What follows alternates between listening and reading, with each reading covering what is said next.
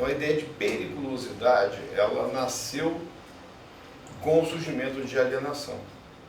A primeira coisa, os jornalistas, pessoas, familiares, que me perguntam, toda pessoa, primeira coisa, o doido é perigoso, louco, eu posso ir lá, não tem perigo ir lá no hospital, não tem perigo, eles nunca te agrediram, as perguntas são sempre assim. Né? Essa ideia de que Caio é louco, perdeu a razão. Né? Você vê a razão aí como essa ambiguidade desse termo, né? Perdeu o juízo. Então, as pessoas têm desconfiança, etc. E de um lado, então, se é perigoso, deve ser isolado. Se é perigoso, deve ser tratado numa instituição fechada, com vigilância, com controle, com disciplina. Daí que, realmente, fundamentalmente, as instituições psiquiátricas de tratamento são muito próximas das instituições carcerárias. São instituições que dependem da vigilância, do controle, da fiscalização, de certos mecanismos institucionais, a ideia de despojar a pessoa dos bens particulares, para poder facilitar o controle, não ter problema, tira o relógio, tira a aliança, tira o anel, tira o cordão, raspa a cabeça, bota o uniforme, né, a ideia do uniforme, então impõe um regime único de funcionamento, etc. E por outro lado, a ideia também, assim como, em certo sentido, o animal, e com uma relação muito interessante, como o negro, como o índio, como o escravo, como uma série de outras condições, são pessoas inferiores e que também não se importam de sentir. Fazer mal a elas ou fazer algo a elas não é sinônimo de fazer mal. Você pode privar de liberdade, privar de alimentos, impor formas violentas de tratar, porque não é efetivamente humano.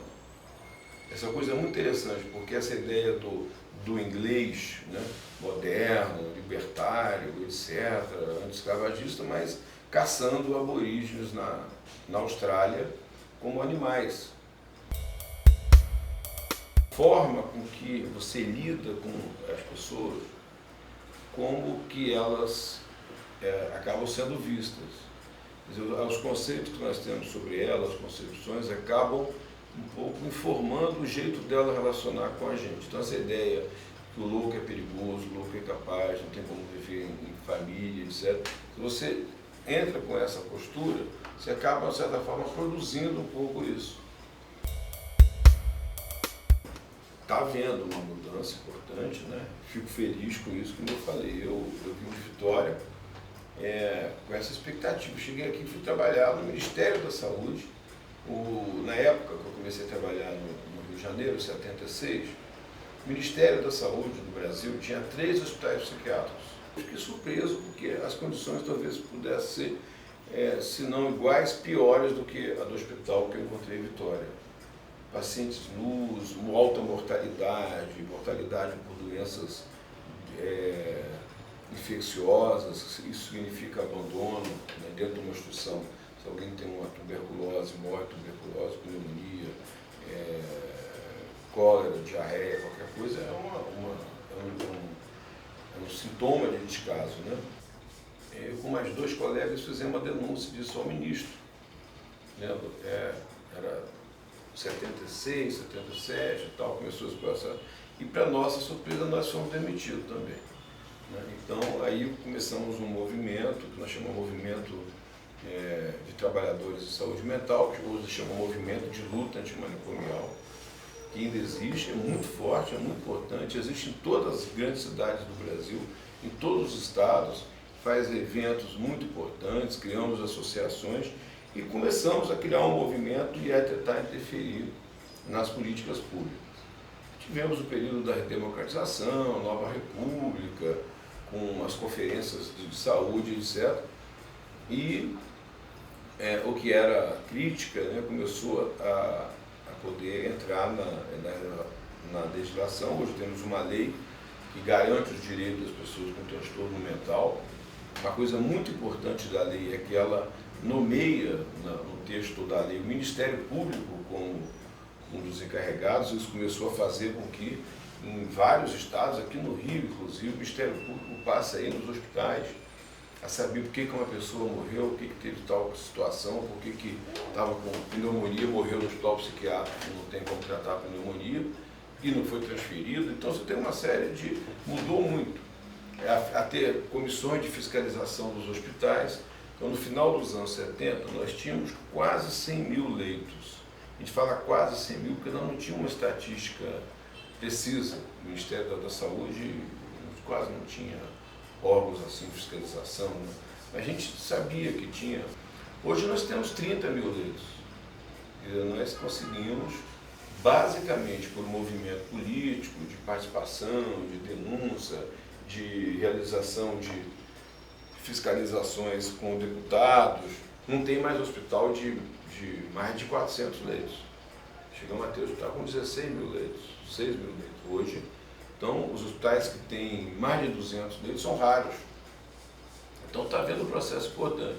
Não tinha outras formas de tratamento a não ser o hospital. Primeiro é isso. O hospital era lucrativo, ou era público, como esse de indigentes, do Ministério da Saúde, que eram totalmente abandonados, ou eram privados, conveniados com antes a Previdência, depois com o SUS, que o Estado pagava.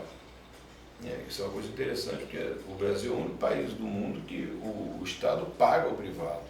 Quando você fala privado nos Estados Unidos, o lugar é privado mesmo, quem paga é o cara que tem um seguro privado, ou ele paga do bolso. Aqui não, era um sistema que veio desde a ditadura e foi ficando. Quem paga é o Estado, é o poder público, né? Então, a diminuição de leitos, a criação de novas instituições, o Centro de Atenção Psicossocial, nós temos hoje mais de 1.600, a criação de residências, né? Residências que são chamadas assistidas, o termo oficial é serviço residencial terapêutico. Eu não gosto porque dá uma ideia de serviço, às vezes induz a isso.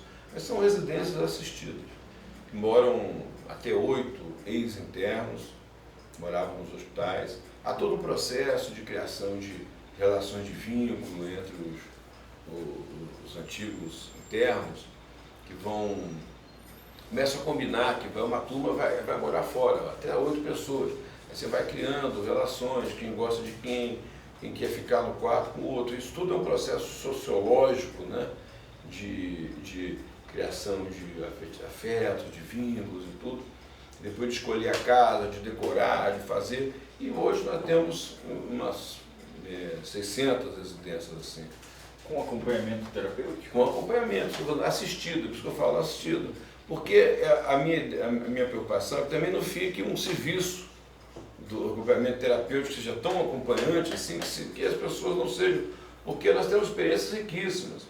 Da experiência mesmo, da loucura da doença mental, pouco resta até quando se vê as pessoas se reorganizam, arranjam emprego, saem para morar, tem a pensão, o benefício, que é o programa de volta para casa, que paga uma quantia a essas pessoas que saem da instituição. Ainda fica mais barato do que pagar um hospital.